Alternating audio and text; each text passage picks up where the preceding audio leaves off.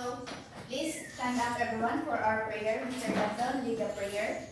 Um, for those that awake, you may stand up cross, Father, the Son, and the Spirit, Amen.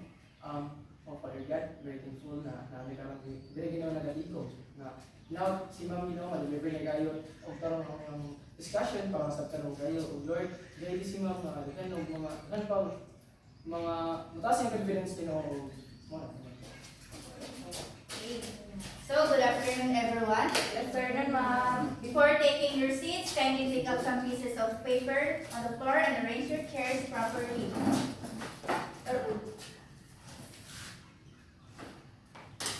Okay, settle down. Let me check your attendance first. Who is absent today?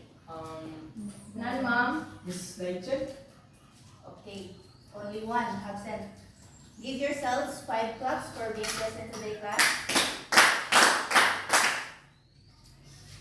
And let me remind you of my classroom rules. First is respect everyone in the class. Second, listen carefully. Third, raise your hands if you have a question or if you have a clarification. So now, let's have a short recap first. What was our last topic earlier? Ma'am? Yes, Miss Intes? Last topic is all about farm equipment. Okay, very good. Give 3 claps for Miss Intes. So now, before we proceed in our proper discussions, let's have a short activity first. So, the class will be divided into 2 groups. So each group must cooperate and work together. And I have here the scrambled pictures. This is for group 1 and 2. I will give you in just 2 minutes.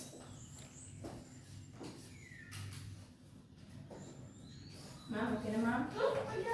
Okay, so based on our activity today, what will be our topic for today's discussion?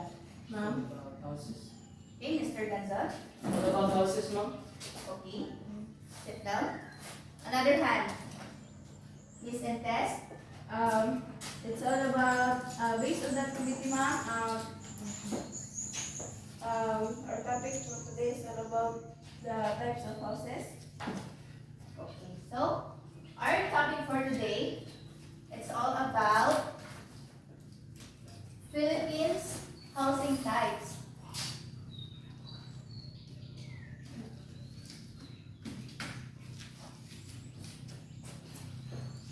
And here is our learning outcomes. Can you read everyone? At the end of this lesson, the student will be able to identify the different Philippine housing types. Please read it again, Miss Lauren. At the end of the lesson, the students will be able to identify the different Philippine housing types. Okay. At the end of this lesson, you as a student will be able to identify the different Philippine housing types. And listen carefully. After my discussion, you will be having an fill in the blanks quiz, enumeration quiz, and matching type quiz. So,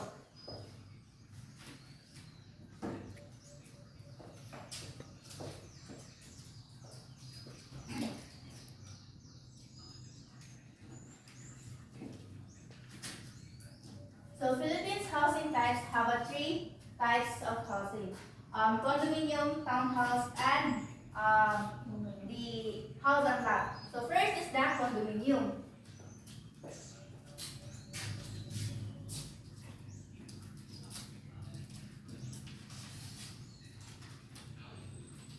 Can you read it, Mr. Gazon? Condominium consists of a unit space in a building or a real estate development. So in the Philippines, condominium is like a home in our building or community. So each home has a unit. It calls unit. It can have 1, 2, or 3 bedrooms. So if you own a unit space, it means na you have your own titles or ownership papers. Then there are 2 types of condominiums.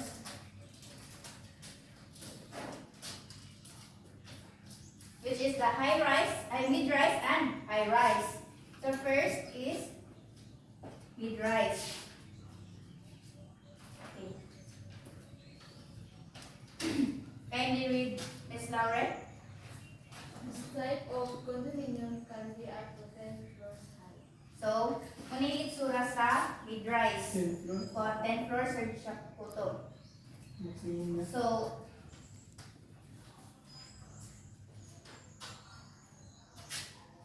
this condos is, pwede siyang popular city for jewelers and kining mga professionals. And mid-rise also offers a cozy and welcoming atmosphere. So, if you own have an inani nga kuan, kanang mid-rise, if you want to buy the mid-rise because it is convenient to siya. And you, when you also share, when you also have kining a space or unit space, you also share a common walls for others, owners nga laing owners sa nga unit. Second is The high-rise. high rise. Kindly read Ms. Pinterest. High-rise are prevalent near or within the city center and are in proximity to shopping malls, school, and everything that modern urbanities need. So, muli ang itsura sa high rise. Is Laura and Mr. So, muli itsura sa high rise. Because. Mas kuan pa siya, mas high pa dito sa mid rise. Offer siya og mga fancy and luxurious na amenities like pools, parang fitness gyms, mga inana. I think thousands. So, most ang magkuan sa mag-rent sa high rise is mga young professionals and active and busy families. Kana sila mag-rent sa high rise. Next is townhouse. Can you read it again, Mr. Danzan? Townhouse, also known as the townhome, or a row house. This is a style of housing where similar houses are in a row and share a common wall. So, ang townhouse, mura siya, parihan ni example ng open room bitaw. Nga same ras na og wall, same ras na og nawong sa gawas. Una yung itsura sa townhouse, datalay sila, identical.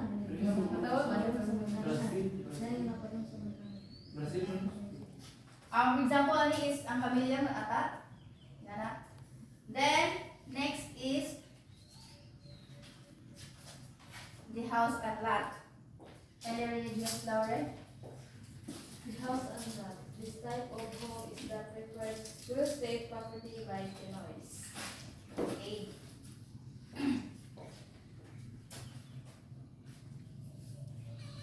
So, house and lots, also, muna siya yung pinaka-kuan dun sa mga Pinoy. Kaya also, you're not just owning the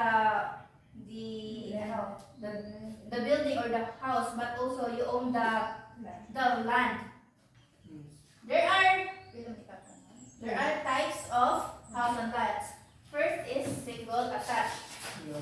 So, single attached for this type of house or lot, one side of your house is attached or built directly at the side of your lot. So, inani ang one single attached. Still be boundary siya. Imuhang kuan balay is murag nakadikit ito sa boundary mo. Dinha na siya double split. Ang area nga ang na space is back and front, then pikas na kilid. Muna ang single attached. Then ang single detached means that your house is detached from any side of the lot. Bisan asa, bisan pwede siya kuan sa tunga, sa kuan kilid and lain. Basta ang yung space is vice versa. Kalakuanan, nasa tubawan, nasa tuyo, nasa kilid, inana. Muna yung itsura sa single detached. Laure? Saan siya? Okay, very good. Next is bungalow.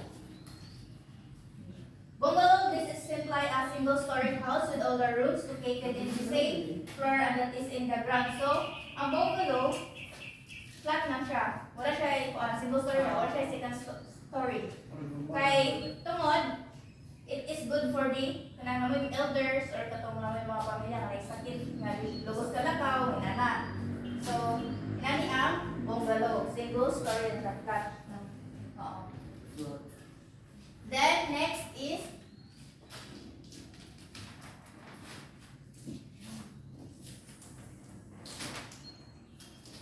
duplex. This is a single building that contains two housing units. So, ang kuan duplex is duha sila ha, duha. Pero kuan lang sa usa lang sa kuan ba? Duha. Dua sila.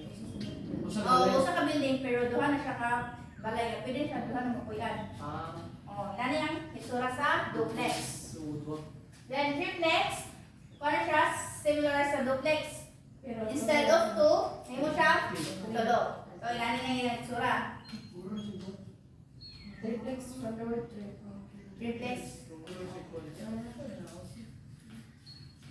The next is multi-level. So this kind of house and class for sale is typically kana mga dagko, mga lubid dito sa gated subdivisions. May aniyang kuan, mga multi-level, mga Labat na yung panglabat. ipalabat na siya. Mga more siya naka-inter o isa ka perimeter na.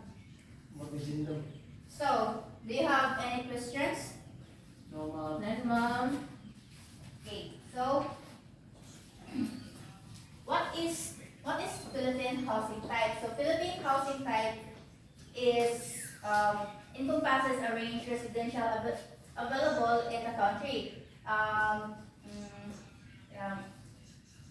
catering diverse preferences and needs and for lifestyles for Filipinos. Okay, Mr. Ganzon, can you differentiate between high-rise and mid-rise? High-rise and mid-rise. So, as you see earlier, ma'am, when you say mid-rise, which is 10 floor at taman, however, high-rise is more than. Then, ang high-rise is nasa mga kung mga swimming pool o na-own pool, dapat dyan on gym, ayan mo. Okay, very good. Give 5 claps for Mr. Ganzon. Okay. Unsa nila ang tawag sa townhouse? Townhome, ma'am. Town home? Okay, very good. Also, townhouse or a row house. Okay, can you identify what this kind of picture is this? Multi-level. Okay, multi-level. This one. What? Triplex. Kasi triplex. This one. Bungalow. Okay, bungalows. So, for the overall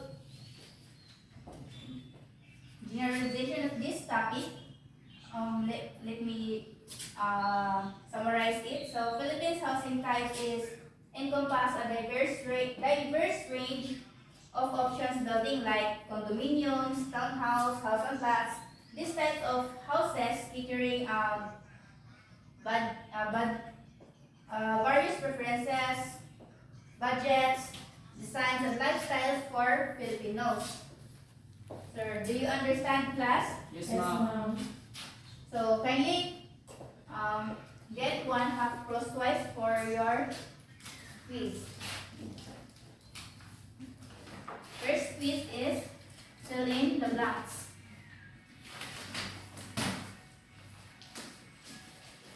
Directions. In a 1/2 crosswise, fill in the blanks with the appropriate words to complete the sentences. Choose the correct word from the options provided. I'll give you 3 minutes.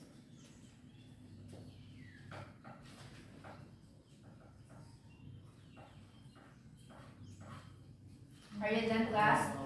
Yes, ma'am. Okay. Okay na? So at the back of your paper, read the questions carefully and answer it directly.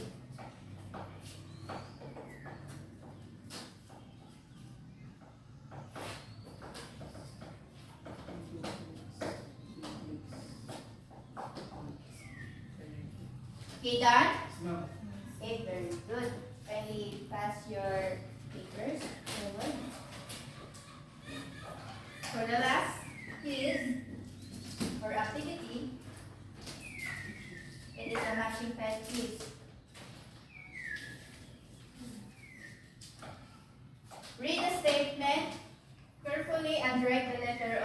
your paper. Okay, done?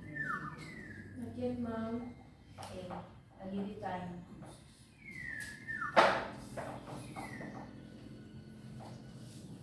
Done, ma'am. Okay.